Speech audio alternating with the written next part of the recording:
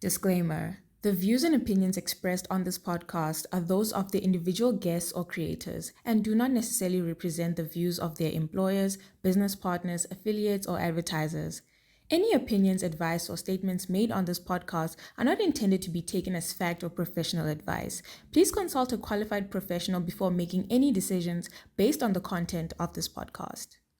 Hi everybody, welcome to Untapped Azania. My name is Maureen, the even the queen, the even the princess, or Pindura the answer, whichever one you prefer. Welcome to another episode of Untapped Azania.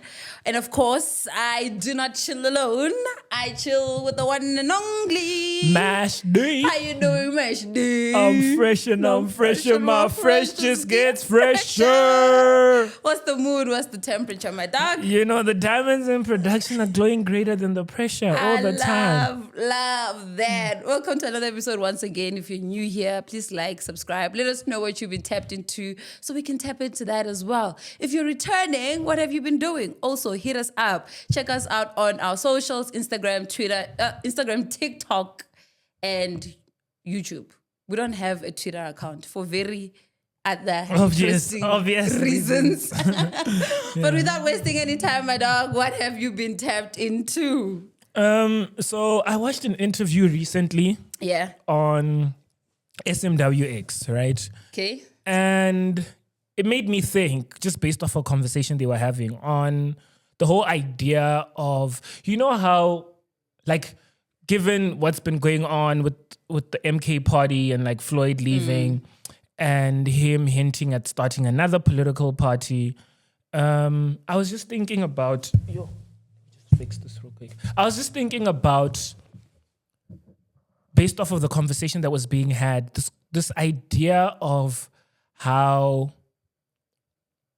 homogeneous Black people are perceived, right? But not only perceived, but how the homogeneity goes beyond that, in that I feel like it's something that we also believe. Okay. In that when conversations like that come up, it's always, and we've also had this conversation, and I think we also had it loosely, and that's why I was questioning this idea, is splitting the Black vote. Yeah. Right? And I say it creates this idea of homogeneity because it suggests that Black people are just one distinct type of individual. Yeah. You get me? I hear you. That's an interesting thought. The first sort of layer for me was thinking about it in the context of the variety of ideas that we potentially have and the fact that we try to marginalize ourselves with that thinking, because we're like, if we all sort of vote for different political parties, then we're splitting the Black vote. But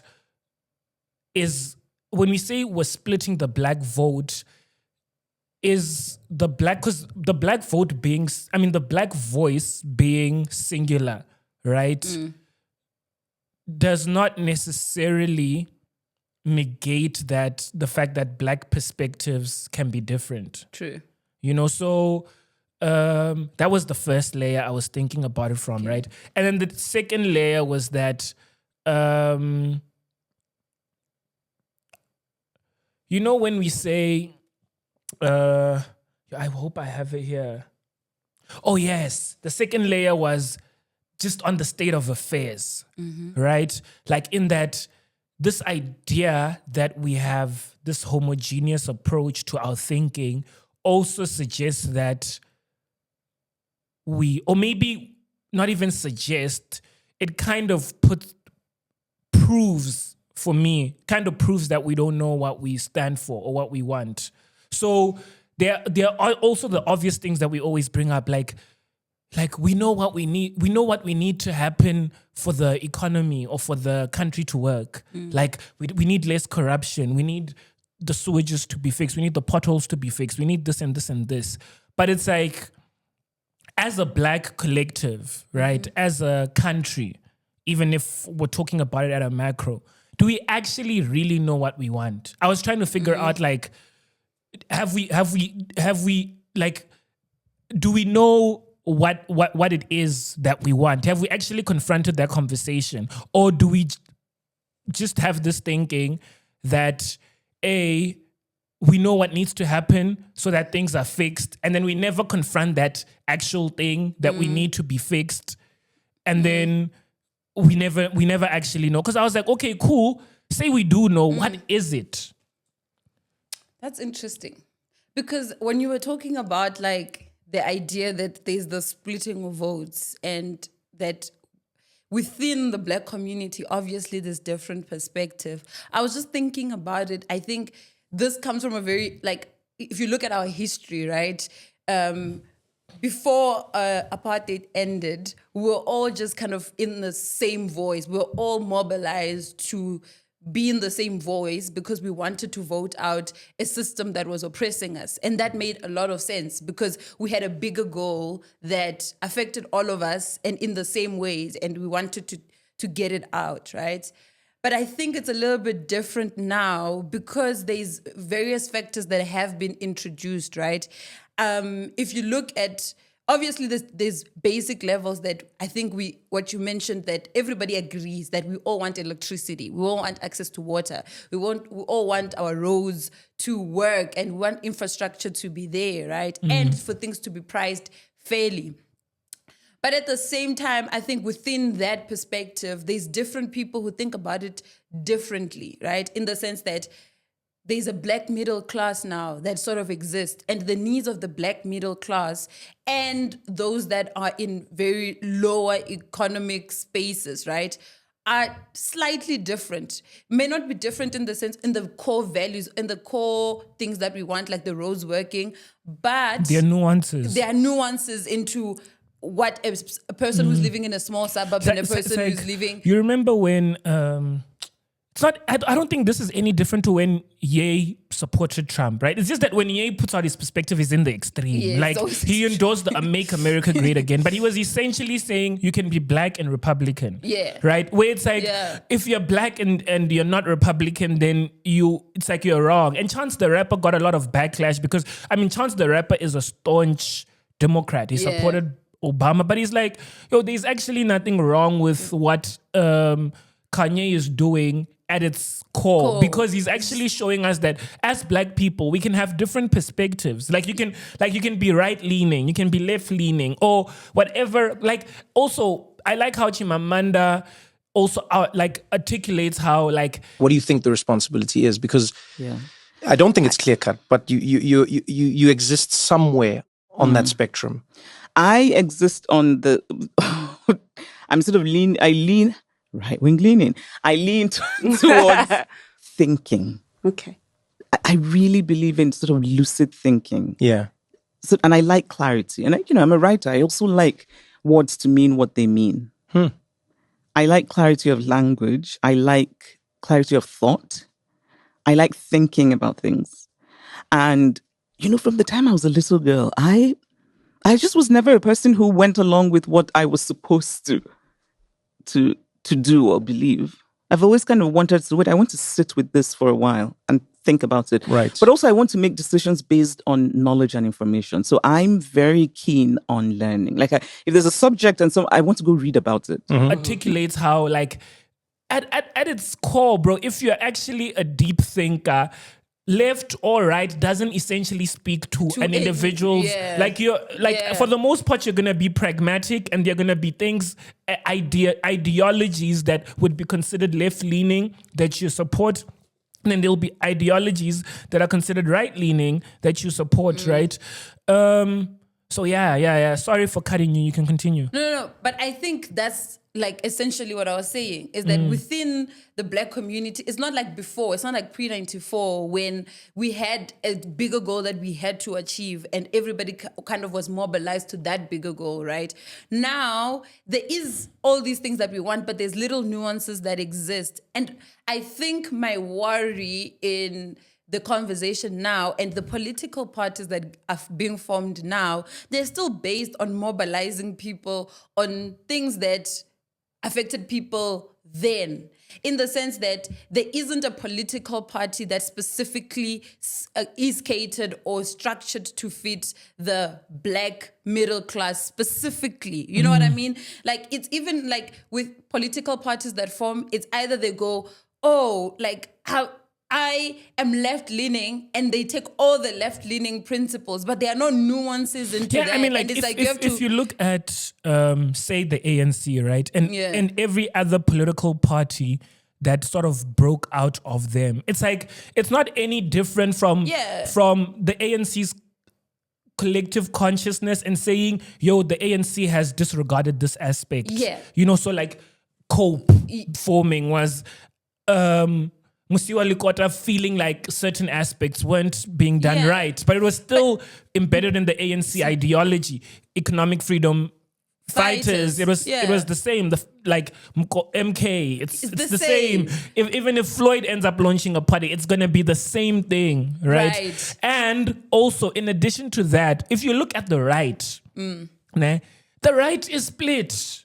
Like Freedom Front, Action SA, Democratic Alliance, maybe Patriotic Alliance, you can say is right-leaning. Musi's political party, boss, like it's split, right? But it's like when it's left and you're like, yo, can we please have more perspective on this? Because I do agree fundamentally with what you're saying, but certain things on what you're saying does not necessarily fit my narrative. You know? And I think that's the thing when people are like, you're splitting the black vote, is that we're undermining ourselves. Yeah. Because even in that, we're not, the guys that are forming the political parties, like, we're not feeding into the different nuances, especially in the left side. We're not feeding into those different nuances that, yes, I support ANC principles fundamentally, because if you look at what the ANC has done on paper and what they have created, I mean, we're celebrating 30 years of the Constitutional Court, right? Amazing. We talk about our constitution, right? And how it's regarded as the best in the world. I mean, we have our own debates on that, but that was formed through ANC structures, right? Amazing work. But if you look at the actual work that's been done, not really. So if a political party was to come and be like, yo, these are the ANC, but I have actual plans on how we can implement this specific principle, actual plans on how I can apply this. Like, actually this week I think there was... just real quick on that, right? Like, there's a time I was having a conversation with my dad, right? And he was telling me about, I think it's a Zapo, and he's like, growing up, they knew it was the political party of the academics. Like, you knew that, like, really smart people that follow the academic sort of perspective maybe it's not a Zapo, but I remember him speaking about a specific political party and telling me about how the perspective was very academic. And that's also missing, where it's like, you know what you're getting, you know? So it's like, it's like when you look at cadre deployment, for example, right? You see the same people that were implicated in a certain thing being moved to a different, it's just moving it's floors, not being taken seriously. Floors, really. It's not being taken seriously. So there's that. Like, when I see something like that, I'm like, I think as a Floyd, if you're going to introduce something that is like, that actually makes a lot of sense and actually serves and actually has impact, right? But listening to him and what he was saying, I was like, this sounds very much like what the ANC, it sounds very much like all the other political parties that exist, right? And what they say and what they come up. And it also sounds very much like what everybody was saying pre-1994 of like, yeah, it was small, all of us. And it's like, yeah, I get it, but give me substance, bro. Like, give me actual plans, actual structures, but I mean, obviously someone can say he just came out of it. Like, he just got, and he's not even out of the MK, by the way. He's still part of the political party, but he's in consultation. So maybe there isn't much to tell there, but I want to see that variety exist, because even when you say you're splitting the vote, it's like, you're splitting it, but you're splitting it around the same things. So it honestly, are you actually even splitting the vote in the space? We're basically following people. I feel like even the GNU, right, in and of itself, given that the coalition that sort of succeeded was DA-ANC gives us sort of a clear understanding that Black perspectives are diverse. Like the fact that the ANC couldn't see eye to eye with the EFF and the MK because they had enough of a block to run the government, but they couldn't. You know, so the ANC, it kind of speaks to the idea and the fact that the ANC's ideas are closer to the Democratic Alliance's ideas and the Patriotic Alliance's ideas. Then Action SA saved them with the budget, with the conundrum they were faced with the budget. Like it means that like it's clear. Like I think we're not allowing ourselves to think about what's in front of us as is. That's it's like we're thinking about it from a perspective of what's in the ether. That's like an we're interesting black, view. the black vote. That's But an it's like, interesting dude, what's view. going on? What's actually happening? Who's got the ministerial roles? But it also speaks to the ANC in itself, because if you look at the ANC and their principles, it should be easier for them to collaborate with the MK and the EFF, right? But if they aren't able to collaborate, but principles, these are branches basically of the ANC. If you were to think about it, all of these people came from the ANC. Yeah. So it's almost like even in that, right? Our politics are sort of linked towards we follow specific individuals and we aren't necessarily identity politics. Yes. Yeah, so we are centered around a specific individual than just generally following what we are in principle standing for. Because if you are following your principles as the ANC, your coalition government should look very different to what it looks now. Right? So, yeah. But what I was going to say is that there is an article, an interview, or I think it was SABC that was covering the story about a store that actually is situated in townships, and what they do is they serve people according to the portions that they need for the day.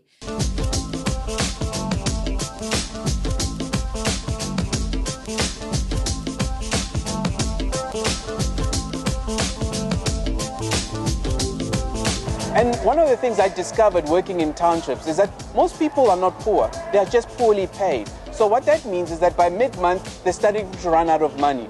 So it's a cash flow issue, and that's where Gwalisa comes in. Gwalisa allows people to buy food for however much they have. You see, normal packaging in big retail allows people to buy 200 grams, 500 grams, a kilogram, or even 12.5 kilograms. But what if you are hungry right then and you only have, say, R3.75 and you want, say, sugar, maize meal, or flour? With Gwalisa, you can give us a R3.75 and we will dispense you exactly that amount of flour for the amount of money you have. The second important impact of this Gwalisa model is that it allows consumers to bring in their own containers and allows us to dispense them the food they want for the amount of money they have. This removes all this plastics that we find in our environment, especially in townships. Because if you think about food, right, the portions that you get from a store are large portions, right? And usually that's expensive for you to get in. Like, if you want sugar, I think the smallest amount you can get is like 500 gram. And that probably is probably expensive for you to get, combined with other stuff that you have to get. So what they solve for is that if for today you can only afford to get, let's say, 100 grams of sugar, and you need sugar, they scale that for you and sell that This to is you. in South Africa. This is in South Africa, You know, in the townships. you know what's, but also ShopRite has a very similar approach now. Like,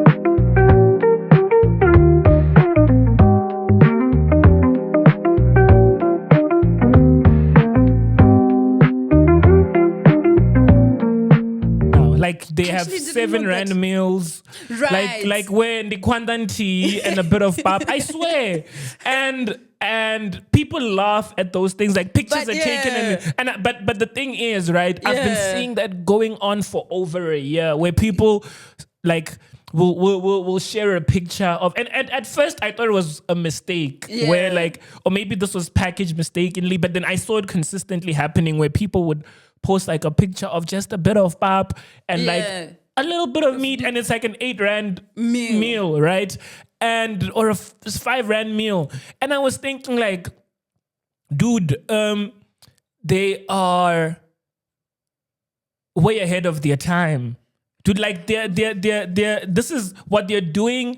No, we don't want a society that's like that, right? But it's not ShopRite's responsibility per se to solve the problem of poverty. You know, they can contribute to it as a corporate, but it's like at its core, it's the government that should be creating an enabling environment, right? But I feel like they're so ahead of their time in terms of the thinking, because they also understand their consumer base. You get me? Like there's a ShopRite in every township. Dude, like imagine a beggar, right? Maybe that's like you could get that real quick maybe in the morning. You've been able to get like 9 rands. You're able to get a meal. There's actually the store I'm talking about. There's a name for it. There's a guy who was interviewed by Penuel who actually spoke about. I think I saw a clip. I forgot his name. Maybe we can put this on post-production. Like, I was like, what a brilliant idea. But I bring that up in the sense that if you are providing me with solutions like that, practical things like that, and you're saying, this is what I'm going to implement for this specific type of problem, right?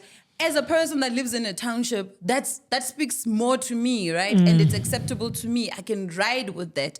But maybe you come up with something for the black middle class, for the specific unique problems that they face, and we allow that to exist properly, right? But I don't think we explore that well enough, that even in our poverty, like there are specific nuances that are different depending on where you are. And maybe when you split the vote or when you form a political party, maybe address the specific nuances, because we're already divided. It's just that the division that exists is not, we don't have enough options to display what exactly that difference is, or that nuance is. You remember, like, even when I was speaking on how I hold a different perspective from the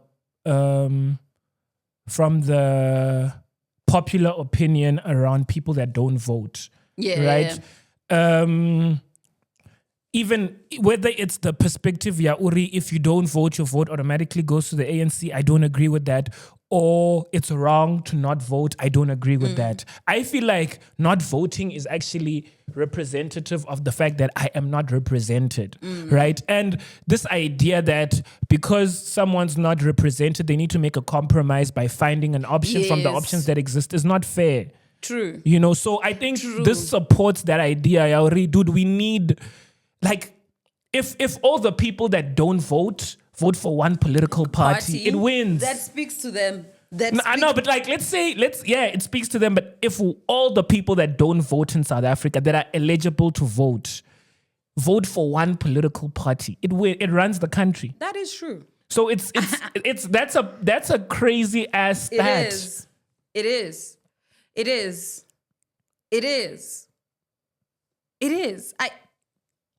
Yeah. I have nothing else to add on that. What have you been tapped into? So I saw a post by Tyler, the creator, this week, and he was talking about, I think it might be an old quote, but he was talking about gatekeeping things, right? And he's like, bro, like, I get it for general things. Maybe you don't have to gatekeep music. Maybe you don't have to gatekeep certain things. I think he was like, but there are specific things that, like, I'm okay if you gatekeep. Like, if you gatekeep your favorite restaurant, like that's okay, because you know that if you don't gatekeep it and you put it online, that, like, everybody's gonna go there and then you're not gonna get space. Like, it's not gonna be what it was before you got it, right?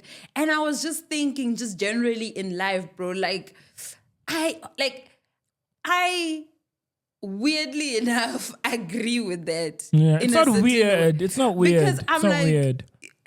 I'm like, just even, and I would make it a little bit wider, because I think he was like, if it's music or whatever, it's fine if you spread it out because it's greater for the artist and everybody enjoys it differently.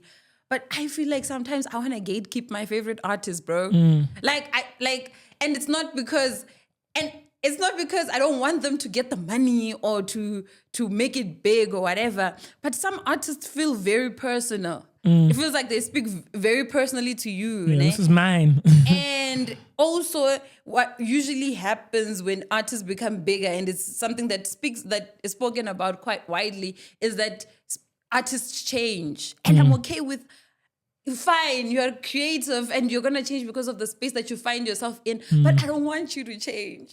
You know what I mean? Like I don't want you to evolve. I wanna gatekeep your perspective. I want to gatekeep your perspective, so you keep it this way, because now you represent me and maybe what I feel in the space, right? But now if you were to be popularized and then you change your thoughts on a few things, that forces me to actually like maybe change my narrative or think about it differently. But there's certain things I don't want to change. There's certain things that I fully want to stay in a certain way. And that got me thinking about the pod, right? Because we've had people that come up to us and be like, hey, we love the pod, don't change.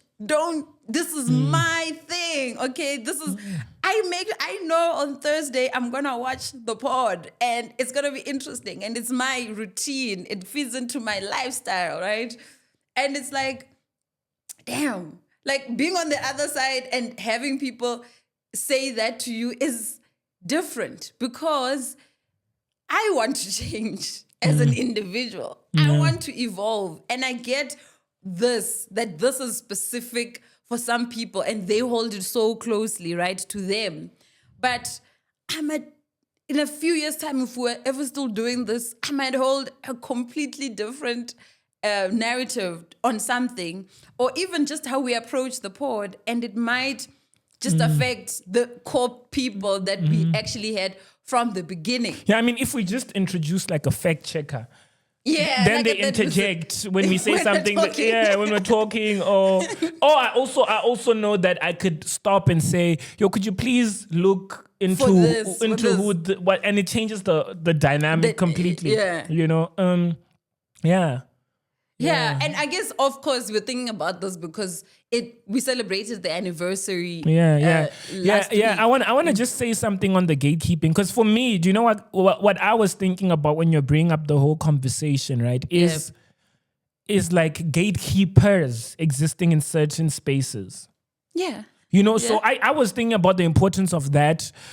Like an example being like actors, where influencers now get a chance to act and they're pathetic on screen, right? And then you have a kid that actually went to AFDA to study for this, and because they don't have like the followers, they don't get the gig. Gatekeepers are necessary, bro. So gatekeepers matter. I think gatekeepers matter. We talk about like this radical ideas of like, there shouldn't be gatekeepers in industries, and I think there's limits to what that looks like as a gatekeeper. But I think to a certain extent, those people exist as well. Like there has to be people that are like, these are the standards. This but is also, what it is. I feel like there are barriers to gatekeeping in general, right? So if someone is good enough, like even if you're a gatekeeper and you are just malicious, right? They'll probably... and you're gatekeeping because they don't want to do something in a way that you would prefer that they do it. They're going to succeed. Like if you look at how Frank Ocean finessed the music, like the industry, it was inevitable because of how great he is, and also his smartness, right? Like they were never going to finesse someone of Frank Ocean's magnitude. But then if you are just not good enough, or you just don't work hard enough, then yes, gatekeepers must gatekeep you from getting in. No, bro. Yeah. Maybe they should have. Maybe like even podcasts. Maybe they should have been like. They should be gatekeepers. Oh, that maybe should have made Untapped not even exist. Like, what are you? Why? What are we doing? Yes. What are you guys doing? You shouldn't. And I think that's also You're a wasting growing- airtime and electricity. There's other deserving people that should be doing this. Deserving Man. broadcasters that aren't Yeah. amateurs. Yes. Yeah, nah, I like that. I think gatekeepers are necessary. They bro. matter, And bro. they matter too because They must no, gatekeep they must- everything. like even in just that example of like restaurants or the places that you like, bro. I hate it when I found a spot, and I know this is like my secret place. I'll come journal here, I'll come chill here, and just like enjoy the vibe. There goes mainstream. And then some person on social media goes out and just puts it out there, bro. And the following day or the following time I want to go there, the place is fully packed. And it's fully packed. It's not even the people that I would usually see in that space. And maybe that's the reason why I go to that space, because I think there's a certain vibe that I want. Now it's just like it's ruined. You shouldn't be here, bro. And I can't walk up to people and be like, bro, like, Go home. Go home. Yeah. Go home. And I think that also feeds into something that I saw, right? Like Coco Gauff won the French Open recently. And the lady she was playing against, I forgot her name, had a press conference, right? And like, instead of just being Loser. like, Coco was great, Coco does this, she was just like on some, the reason she won it was like, because I wasn't great. It's because I wasn't playing if she had played the person I beat on the semifinals, she wouldn't have won. Yeah. Right? Woo! By the way, Coco has played a couple of times and she has actually won against. Yeah. That got me thinking about just being a sore loser, bro. Like, I don't want to be a sore loser, bro. Yeah. Like, even if a gatekeeper was to come to me and be like, you shouldn't be podcasting, bro, I want to be able to accept that with grace. Yeah. And be Yeah. like, If you're giving me valid reasons, Yes. then I mean they're valid. But like, that she came out to apologize. but dude, just on that. and it's your raw emotions. Obviously, those press conferences are very like, Yeah, but your raw emotions speak to your raw self. You Nah. get me? Like, I believe that more than I do believe the apology, because the apology could have been like her being advised by her team. consequences also coming up, like people being The like backlash. obviously. So yeah. So I don't want to be a sore loser in life, bro. It's embarrassing to be a sore loser, bro. Like, you're going on public platforms just saying things that do not even make sense. It's okay for other people to win. And if you played a really terrible game, right, and somebody capitalizes on you playing a terrible game, they are a great player. And it's the same principle in life. If you miss an opportunity and somebody takes that opportunity, that person's success is not because you didn't take the opportunity. It's because they were positioned right. They saw the opportunity and executed it so well that it worked out for them.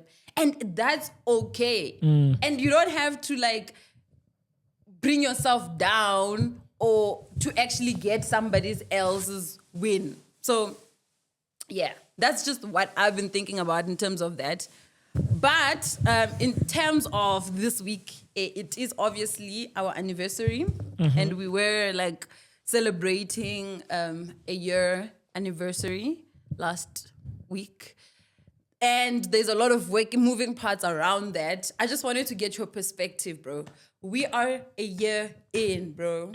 A year in, right? That's how many episodes, about 24, 25 episodes in. What are your thoughts, bro? Where are you at? And by the way, this is raw. We haven't had this conversation ourselves. Never.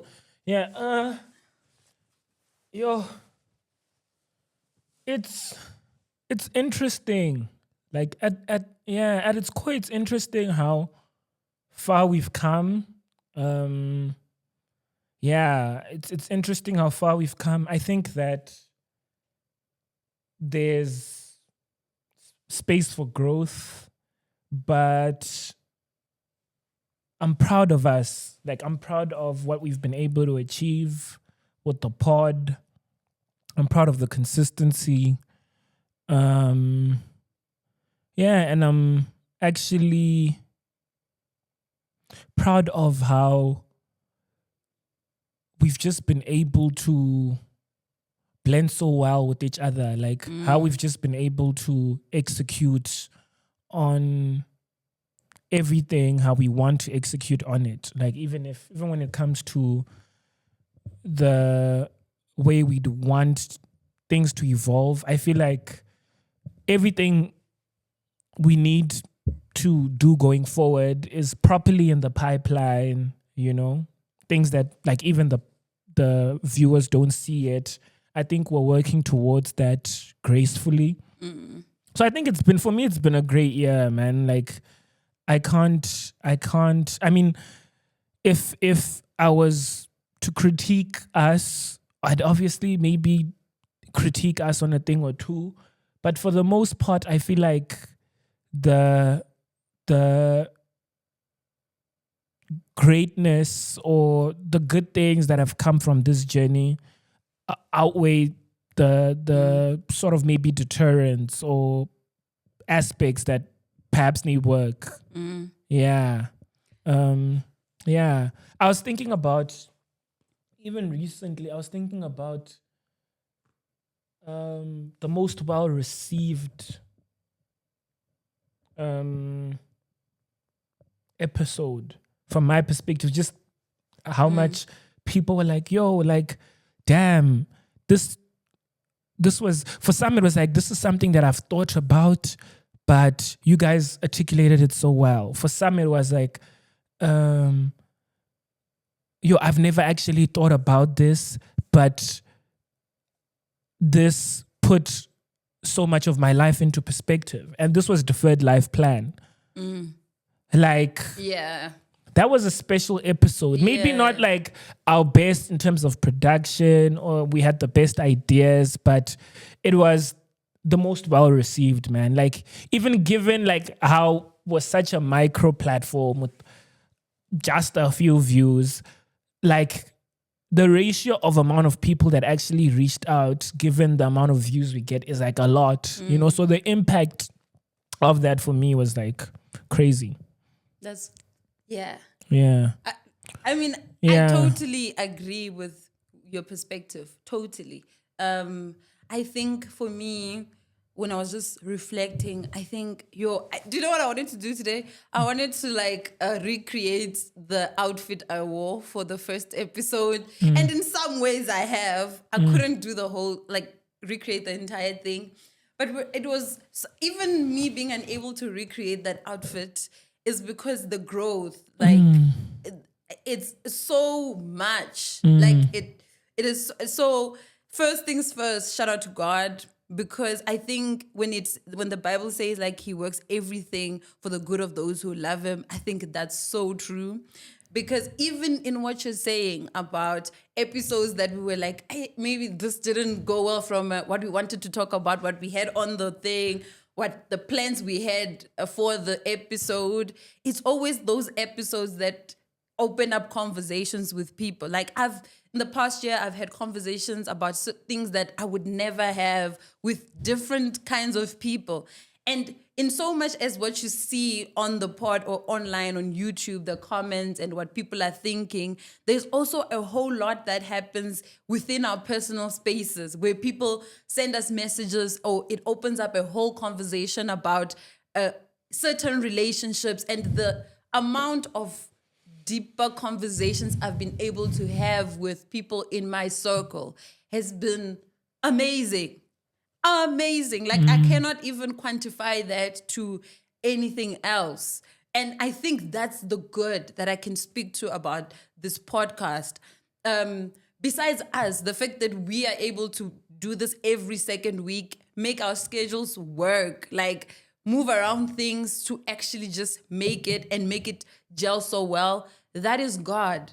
That is that is the good. Even when you you're remember not like seeing. last year when I was like very early, like I think this was even prior to us shooting, when I was talking about the watchword of the year at church, and I was like, what is it? Let all that you do be done in love. And like when we're speaking about what we want to achieve out of this. And I was like, dude, if there's one thing is let's do this with all the love that we can give it, right? And I was like, the watchword of the year, I think it's 1 Corinthians 16:14.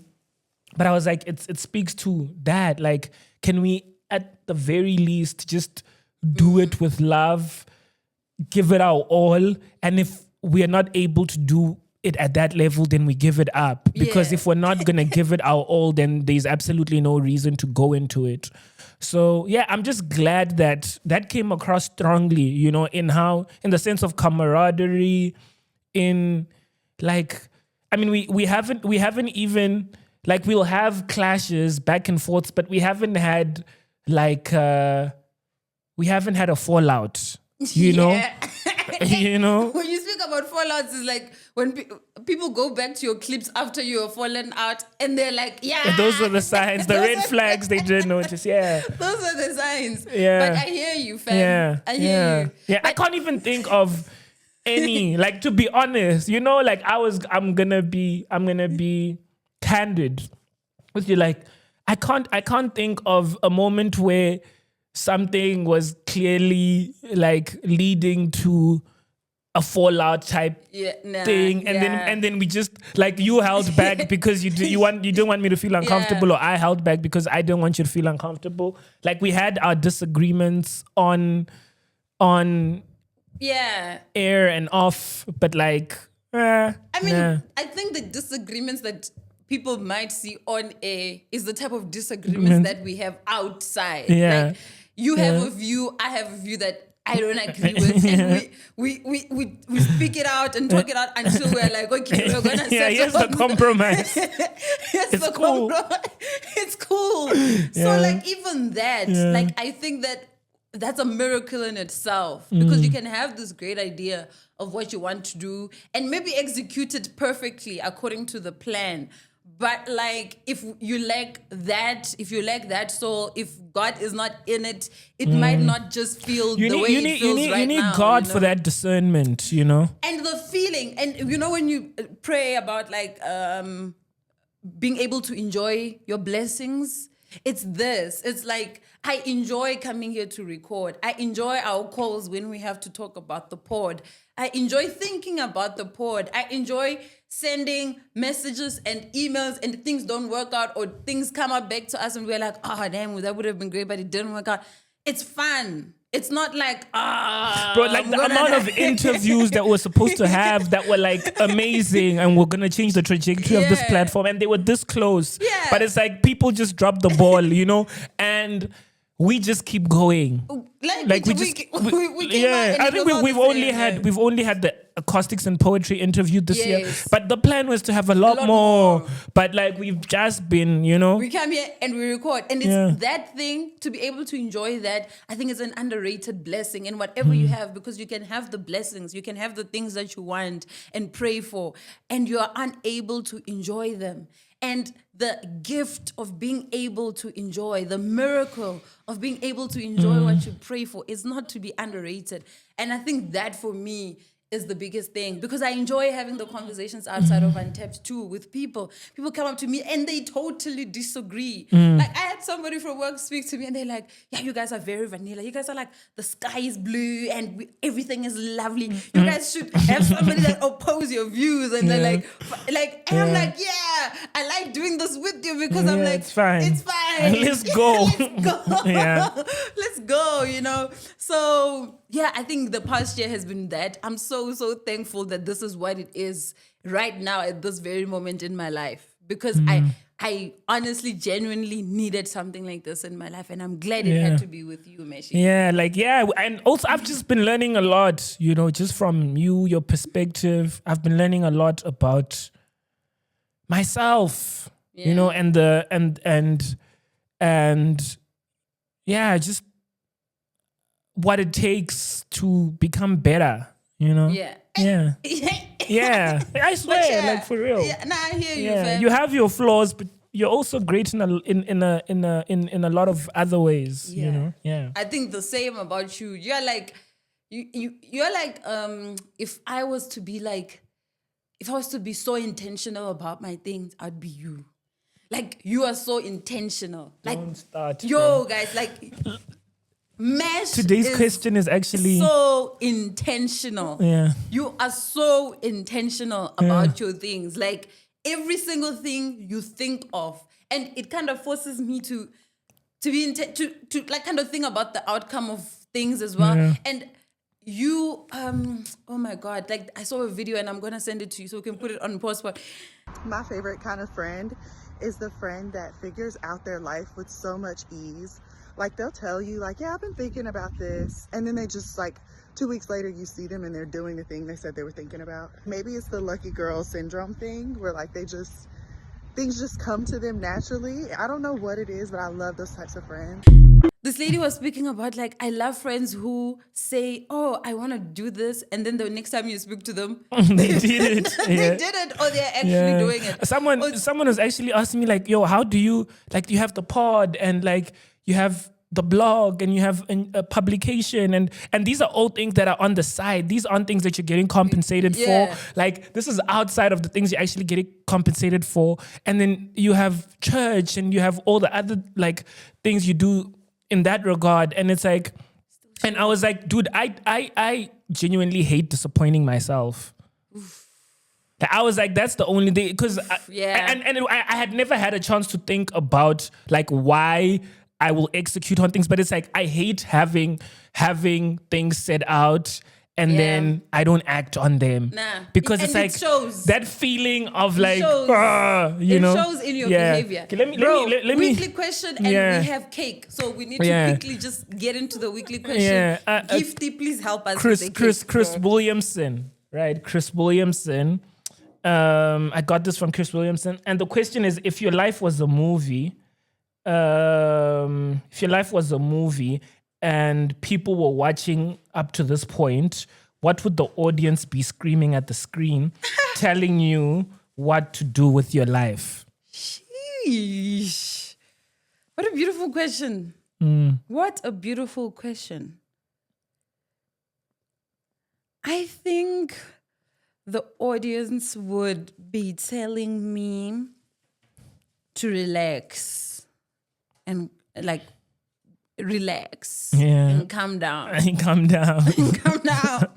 And the reason I say that is because, like, I think a lot about a lot of the things I want to do. And when I think about, yes, I need to be more intentional about things. I need to execute a lot more. But it's like things happen the way they're supposed to happen at a specific point because they're supposed to happen at a specific point and in a specific way as well. So it will happen at its own time, but that does not negate the fact that I have to be intentional. I think. You know what? I think they just say like act. Like, just back to how I don't like disappointing myself. I feel like there are a lot of things that I just don't double down enough on. You know, what do you mean? like with the pod, I feel like there's a lot of things that I've thought that we haven't executed on that we could do so much better. In my life, in business, there are just so many things that could be done and could be so much better. We're gonna have cake after this. And we have these little flower things. Oh, we have these little flower things to prove. So, peace out for the peace out, bro. Okay.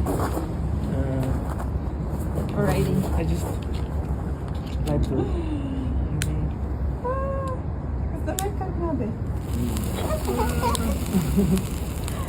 Bro, we wouldn't be bottle girls even if we tried.